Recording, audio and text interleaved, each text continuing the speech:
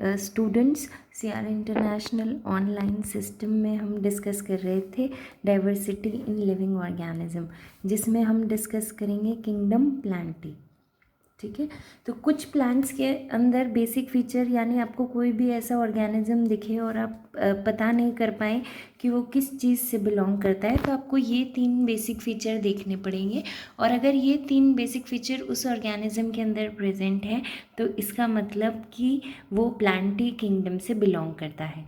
सबसे पहला यूकैरियोटिक हो और मल्टी सेल्यूलर हो। उसके बाद autotrophic mode of nutrition show करे। ऑटोट्रॉफिक मोड ऑफ न्यूट्रिशन का मतलब क्या है? ऑटोट्रॉफिक मोड ऑफ न्यूट्रिशन का मतलब है कि सिंपल रॉ मटेरियल को यूज़ करे और कॉम्प्लेक्स कंपाउंड की फॉर्मेशन कर सके, जैसे ग्लूकोज। उसके बाद cell wall is made up of cellulose. Cell wall present भी होनी चाहिए और सेल्यूलोज की भी बनी होनी चाहिए। अगर किसी और चीज़ की बनी होगी तो हम उसे प्लांट के अंदर कंसिडर नहीं करेंगे। उसके बाद हमने प्लांट किंगडम को फर्दर क्लासीफाई किया है on the basis of different criteria.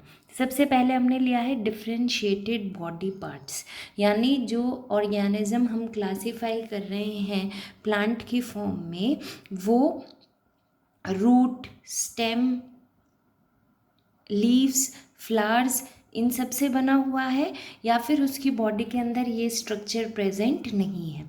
अगर आपकी जो ऑर्गेनिज्म है उसकी बॉडी के अंदर आपको रूट, स्टेम, लीफ, फ्लावर ऐसे स्ट्रक्चर नहीं दिखते तो हम ऐसे बॉडी को थैलस लाइक बोलते हैं और वो बॉडी डिफरेंशिएटेड कंसिडर नहीं की जाती। यानी ऐसे प्लांट्स को हम not well developed plant consider करते हैं। और ज़्यादातर जो एंशियंट प्लांट्स थे जैसे कि एल्गी, ब्रायोफाइटा, वो सब थैलस बॉडी लाइक स्ट्रक्चर के होते हैं। और हमें जो आसपास जो प्लांट दिखाई देते हैं उनके अंदर हमें लीफ, स्टेम, रूट, फ्लावर ऐसे अच्छी सी डिफरेंशिएटेड बॉडी दिखती है।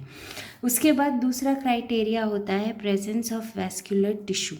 इसका मतलब आपको ऑलरेडी पता है कि प्लांट्स के अंदर 2 टिश्यू प्रेजेंट होते हैं, जाइलम जो आपके वाटर को ट्रांसपोर्ट करे और फ्लोएम जो फूड को ट्रांसपोर्ट करे। अगर वो ऑर्गेनिजम्स जिनके अंदर बहुत अच्छे से वेल डेवलप्ड जाइलम और फ्लोएम है, यानी कि वो वेल डेवलप्ड प्लांट्स हैं और अभी अभी रिसेंटली इवॉल्व हुए हैं, अगर वेल डेवलप्ड जाइलम या फ्लोएम नहीं है तो वो एंशियंट प्लांट्स हैं। ठीक है, उसके बाद हमारा डिस्कशन होता है रिप्रोडक्शन थ्रू सीड्स और स्पोर्स।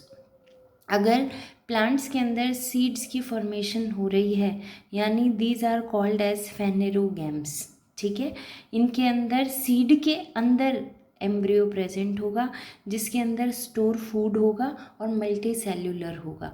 अगर सीड के थ्रू प्लांट रिप्रोड्यूस कर रहे हैं या नेक्स्ट जनरेशन की फॉर्मेशन कर रहे हैं तो आप उसे फेनेरोगैमी कहेंगे। और वो प्लांट्स जो स्पोर के थ्रू फॉर्मेशन करते हैं जिसके अंदर नेकेड एम्ब्रियो प्रेजेंट होता है, आपने उसे किसी सीड के अंदर क्लोज नहीं किया है तो आप उसे क्रिप्टोगैमी कहेंगे। क्लियर? उसके बाद हमने ऑर्गेनिज्म को क्लासीफाई किया on the basis of flowers and absence and presence of flower. अगर आपके प्लांट के ऑर्गेनिज्म के अंदर फ्लावर प्रेजेंट है यानी कि वो एंजियोस्पर्म से बिलोंग करता है, अगर फ्लावर एब्सेंट है तो वो जिम्नोस्पर्म से बिलोंग करता है। फर्दर हमने एंजियोस्पर्म को क्लासीफाई किया on the basis of presence and absence of cotyledon. अगर आपके पास कॉटिलेडन प्रेजेंट है एक तो मोनोकॉट, अगर 2 कॉटिलेडन प्रेजेंट है तो डाइकॉट। ठीक है, तो उसके बाद हमें ये ध्यान रखना है कि जाइलम और फ्लोएम जो प्लांट स्मॉल इन साइज होते हैं उनके अंदर वेल डेवलप्ड नहीं होते या एब्सेंट होते हैं। तो जो हमने क्लासीफाई किया प्लांट किंगडम उसे फ्लो चार्ट के थ्रू शो करना चाह रहे हैं। जिनकी बॉडी अच्छे से वेल डेवलप्ड नहीं है, थैलस लाइक है यानी थैलोफाइटा। जिनकी बॉडी थोड़ी सी वेल डेवलप्ड है बट वेस्कुलर टिश्यू एब्सेंट है, ब्रायोफाइटा। जो फर्स्ट सक्सेसफुली लैंड प्लांट रह पाए दैट इज़ टेरिडोफाइटा। फिर जिनके अंदर सीड्स बन गए, फ्लावर नहीं बने, जिम्नोस्पर्म्स। और जिनके अंदर फ्लावर और सीड्स दोनों चीज़ें बनी, वो एंजियोस्पर्म्स। क्लियर? थैंक।